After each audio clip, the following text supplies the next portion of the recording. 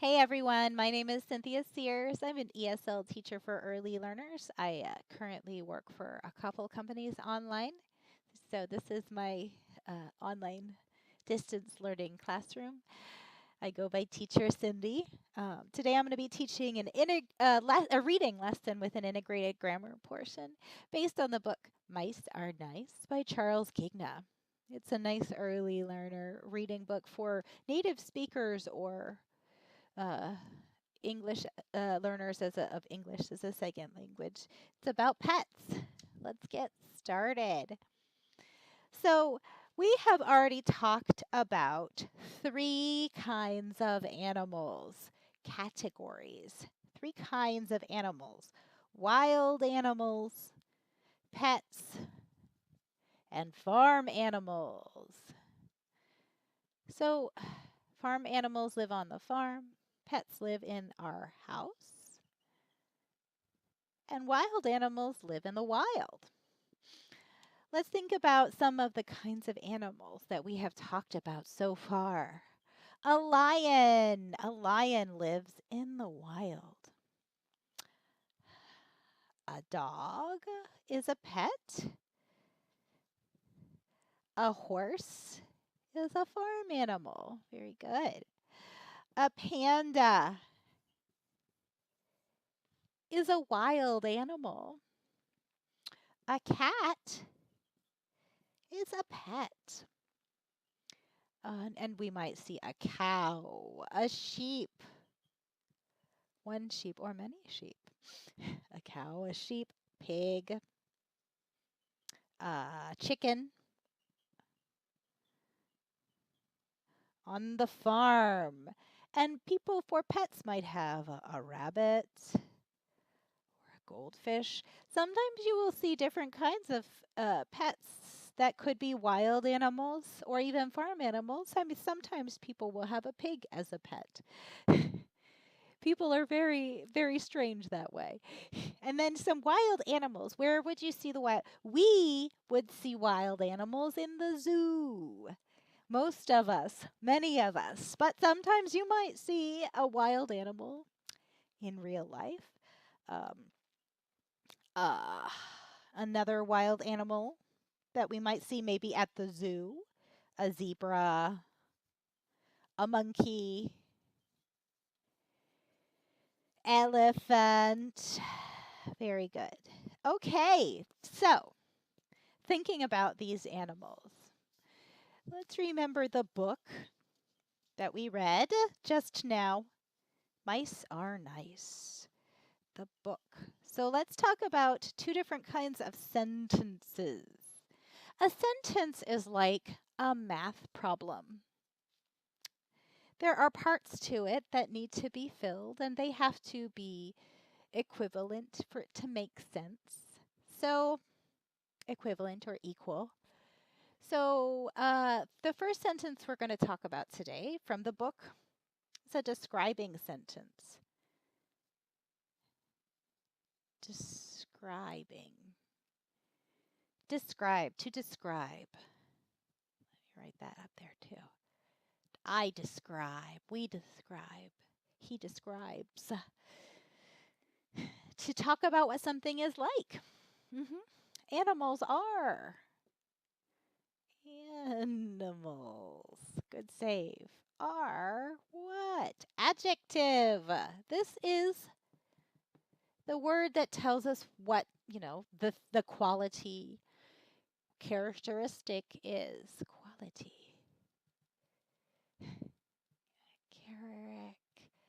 Characteristic. Okay. Those are tiny. Can you even see that? No. But the adjectives. So let's talk about mice because we talk about that a lot in the story that we just read. Mice, and remember that's many mice. What is one? One mouse, right? Mouse. It's irregular. Mice are, from the book, I think about four adjectives. Soft, cuddly, shy, quiet. Qua, qua. Starts with a Q-U. The qua. The qua. Very good. Quiet. So these are all things that mice are like. Now, what is another animal that might be like that? How about, say cats. Cats, right? Some cats are not quiet. My cat is not quiet. I have a cat. My cat is not quiet. What is the opposite? Opposite. Loud. My cat is loud. It is not quiet. What is the opposite of shy? Bold. Bold. And the opposite of cuddly. Maybe scaly. What is scaly? Like a lizard. Scaly. Scaly. Very good. The opposite of soft. Hard. So what would be hard? What's a pet that you could have that's hard? A turtle. That has a hard shell. A turtle. Okay. So, and let's do another animal. One more animal. Let's do dogs. Dogs are, you just said, loud. They bark. Dogs bark. Dogs are loud. They soft or furry. That's another word. So when it's not the opposite word, it's the same word. Soft, or I'm going to put a dash instead. Furry. Fur is soft. Furry. What dogs are friendly. Friendly. They like most dogs, they like to come say hello. Cats are not as friendly. So the opposite of friendly. Unfriendly in this case. Keep it simple. Unfriendly. Very good. So let's think about the next type of sentence. So we talked about the adjectives with the descriptions.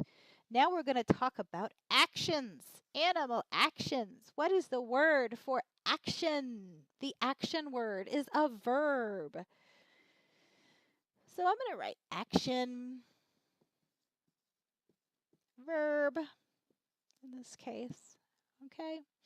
So think about animals and what they do. Snakes. Slither. That is a word that we use, especially for snakes. Slither. When you don't have arms or legs and you crawl on your belly and you make this motion. Serpentine. It's a fancy word. We're not going to use it for the lesson, but that's the word. Serpentine.